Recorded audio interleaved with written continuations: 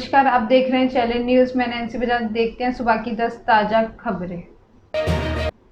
Denmark के mall में firing, 3 की मौत। डेनमार्क के कोपनहेगन शहर के एक शॉपिंग मॉल में रविवार देर रात फायरिंग हुई है। फायरिंग में 3 लोगों के मारे जाने की खबर है। कई लोग घायल हुए, इनमें 3 लोगों की हालत नाजुक है। न्यूज़ एजेंसी रॉयटर्स के मुताबिक इस मामले में एक 22 साल के डेनिश युवक को गिरफ्तार किया गया है। कोपनहेगन पुलिस ऑपरेशन यूनिट के प्रमुख सोरेन थॉमसन ने बताया है कि घटना के पीछे आतंकी मंसूबे की आशंका को खारिज नहीं किया जा सकता। उन्होंने कहा है कि फिलहाल ये पता नहीं चल पाया है कि क्या इस घटना में कुछ और लोग शामिल हैं। हम जांच कर रहे हैं। शुरुआती जानकारी के मुताबिक घटना फील्ड शॉपिंग मॉल में उस वक्त हुई जब छुट्टी का दिन होने की दौरान अचानक फायरिंग और चीखने की आवाज़ें सुनाई दी। इसके बाद भगदड़ मच गई और लोग बाहर की तरफ भागे। ड्रग एडिक्ट हैं इमरान। पाकिस्तान के सबसे बड़े प्रांत पंजाब के होम मिनिस्टर अता तरार ने पूर्व प्रधानमंत्री इमरान खान पर बेहद गंभीर आरोप लगाए हैं। तरार ने कहा है कि इमरान खान शुरू से ड्रग एडिक्ट रहे हैं। सरकार जानती है कि उनके आलीशान घर बनी गाला तक ड्रग्स कौन पहुंचाता है। चरस और कोकीन के बिना तो इमरान 2 घंटे तक नहीं रह सकते। इससे पहली बात यह है कि जब इमरान पर ड्रग एडिक्ट होने आरोप लगे थे 2020 में, इमरान के करीबी दोस्त और पाकिस्तान के पूर्व तेज गेंदबाज सरफराज नवाज ने खुलेआम टीवी पर यही आरोप लगाए थे। बाद में इमरान की दूसरी तलाकशुदा पत्नी रेहम ने भी खान को नशे के आदी बताया। लाहौर में एक प्रेस कॉन्फ्रेंस के दौरान अता ने कहा कि ड्रग्स लेने के आरोप में हम इमरान को किसी भी वक्त गिरफ्तार कर सकते हैं, लेकिन ये करना नहीं चाहते हैं तो वो जेल में बिना नशे किए कैसे रह पाएंगे। फिलहाल तो हम उनके अरबों रुपए के करप्शन की जांच कर रहे हैं। इटली में अल्पाइन ग्लेशियर का बड़ा हिस्सा टूटा। इटली में अल्पाइन ग्लेशियर का एक बड़ा हिस्सा टूटकर नीचे गिर गया है। इसकी चपेट में आने से कम 6 लोगों की मौत हो गई, 8 लोग घायल हो गए। इटली के सरकारी टेलीविजन चैनल के मुताबिक 18 लोग बर्फ और चट्टानों के मलबे के बीच फंसे हैं। मरने वालों का आंकड़ा बढ़ भी सकता है। National alpine and cave rescue core की ऑफिसर मिशेला कैनोवा ने कहा है कि जानकारी के मिलते ही लोगों को बचाने की कयावत शुरू हो गई है। घायलों में से 2 को बेलूना के अस्पताल ले जाया गया है, वहीं एक की हालत गंभीर है, उसे ट्रेविसो के अस्पताल में भर्ती करवाया गया है। 5 लोगों को ट्रेंटो के हॉस्पिटल ले जाया गया है। अल्पाइन बचाव सेवा के प्रवक्ता वॉल्टर मिलान बताया है कि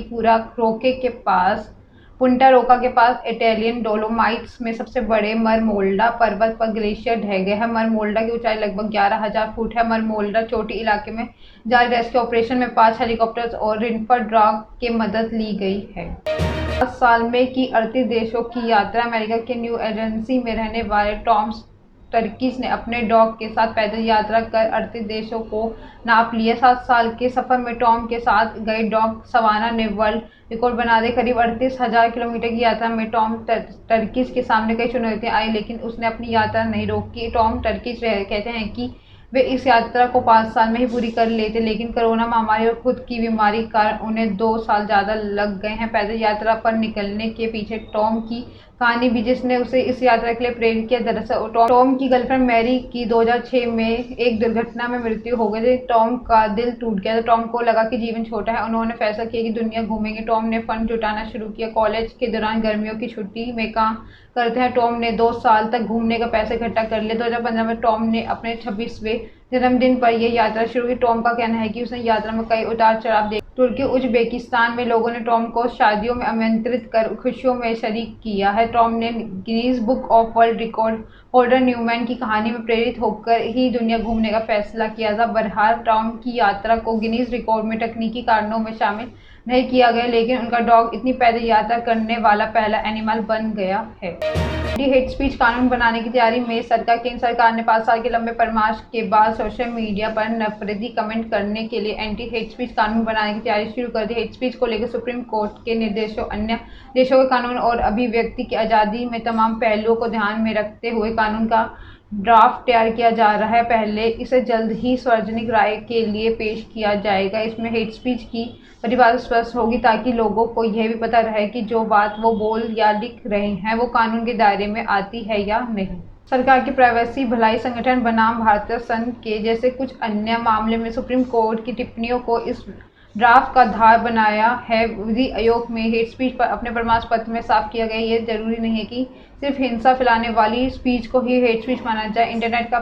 इंटरनेट पर पहचान छिपाकर झूठ और आक्रामक विचार आसानी से फैलाए जा रहे हैं। ऐसे में भेदभाव बढ़ाने वाली भाषा को भी हेट स्पीच के दायरे में रखा जाना चाहिए। सैकड़ों की संख्या में इंडिगो स्टाफ के एक साथ ली छुट्टी। कर्मचारियों द्वारा बीमारी का बहाना बनाकर छुट्टी लेकर दूसरी कंपनी में नौकरी के लिए इंटरव्यू देने जाना आम बात है, लेकिन इंडिगो कंपनी में हुई घटना काफी चौंकाने वाली और मजेदार है। ये एक ही दिन इतने कर्मचारी बहाना बनाकर छुट्टी ले ली कि कंपनी का नाम ही प्रभावित हो गया। इंडिगो की घरेलू उड़ानों में से 55% शनिवार को देरी से चली है, क्योंकि तादाद में चालक दल के सदस्यों ने बीमार होने के नाम पर छुट्टी लेकर एयर इंडिया एआई में नौकरी के लिए इंटरव्यू देने चले गए थे। केंद्रीय उड्डयन मंत्रालय के आंकड़ों के मुताबिक शनिवार को इंडिगो की केवल 55% फ्लाइट देर से गंतव्य तक पहुंचे। इनकी तुलना में शनिवार को एयर इंडिया, स्पाइसजेट, विस्तारा, गो फर्स्ट और एयर एशिया इंडिगो की क्रमशः 77%, 1%, 80%, 4%, 86.3%, 88%, 92.3% उड़ाने का परिचालन अपने तयशुदा वक्त पर हुआ। चोरी करते 3 नाबालिग पकड़े गए। कन्नौज के सोरिक थाना क्षेत्र के उच्च प्राथमिक विद्यालय में एक माह पूर्व से हो रही चोरी की घटना को 5 नाबालिग ने चोरी को इस घटना को अंजाम दिया। मामले की जानकारी तब हुई जब रंगे हाथ चोरी करते हुए 3 नाबालिग पकड़े गए, जिनकी सूचना पुलिस को दी गई है। मौके पर पहुंची पुलिस ने पूरे मामले की जांच में जुट गई। पकड़े गए तीनों नाबालिग बच्चों से पुलिस पूछताछ करे। विद्यालय के पास के ही गांव ककड़हिया के रहने वाले 3 नाबालिग मौके पर पकड़े गए हैं। तीनों ने बताया है कि उनके साथ 2 अन्य साथी भी हैं जो भाग गए हैं। घटना को अंजाम देने वाले 5 नाबालिग हैं। विद्यालय के प्रधानाचार्य अशोक कुमार ने बातचीत की तो बताया है कि पिछले 1 माह से लगातार विद्यालय में चोरी की घटना को अंजाम दिया जा रहा है। लगातार विद्यालय के सामान गायब होता रहता है, लेकिन आज चोरी की घटना को अंजाम देते वक्त किसी ने देख लिया तो प्रधानाचार्य को सूचना दी। पुलिस की मदद से विद्यालय का सारा सामान एक घर से बरामद किया गया है।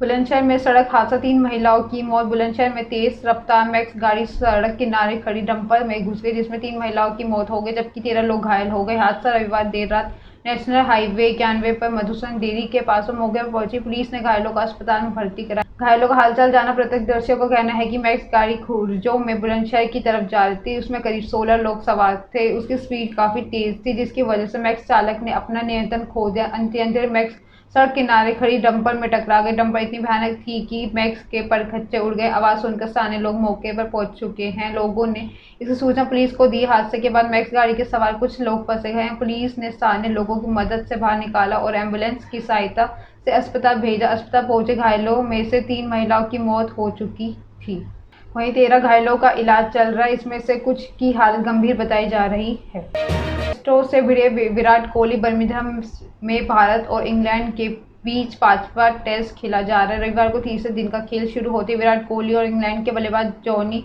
बेयरस्टो के बीच कहासुनी हो गई। मामला बिगड़ता देख अंपायर और बेन स्टोक्स को बीच बचाव करना पड़ा। मैदान पर हुई इस घटना का वीडियो सोशल मीडिया पर वायरल हो रहा है। दूसरे दिन खेल खत्म होने पर इंग्लैंड की आधी टीम 84 रन बनाकर लौट चुकी है। तीसरे दिन को खेल शुरू होने पर कोहली टीम के खिलाड़ियों का हौसला बढ़ाते नजर आ रहे। 32वें ओवर में बॉल मोहम्मद शमी के हाथ में थी। ओवर की पहली गेंद में जॉनी बेयरस्टो कोई रन नहीं बना पाए। इसके साथ ही पहली स्लिप में खड़े कोहली ने कहा है कि सऊदी नहीं तो जिसे चौके छक्के मार दे। बेयरस्टो से इसी बात पर भड़क हो गई है। कोहली पर चिल्लाने लगी। इसी कोहली भी चुप नहीं हो पाए। बेयरस्टो की तरफ बढ़े, फिर कहा अपना मुंह बंद करो और चुपचाप बैटिंग करो। दोनों के बीच कहासुनी बढ़ती देख अंपायर भी बचाव करने आए।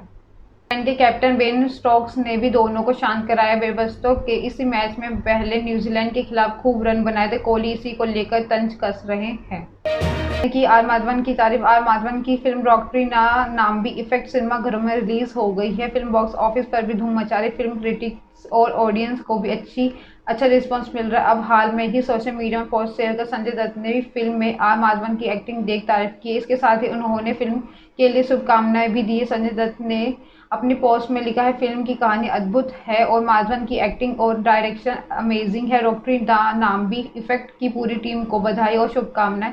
संजय ने पोस्ट में फिल्म का ट्रेलर भी रिलीज किया है। सुबह की 10 ताज़ा खबरें ऐसे अपडेट्स के लिए बने रहे हमारे साथ। हमारे चैनल को लाइक करें, कमेंट करें एंड सब्सक्राइब करना ना भूलें। धन्यवाद।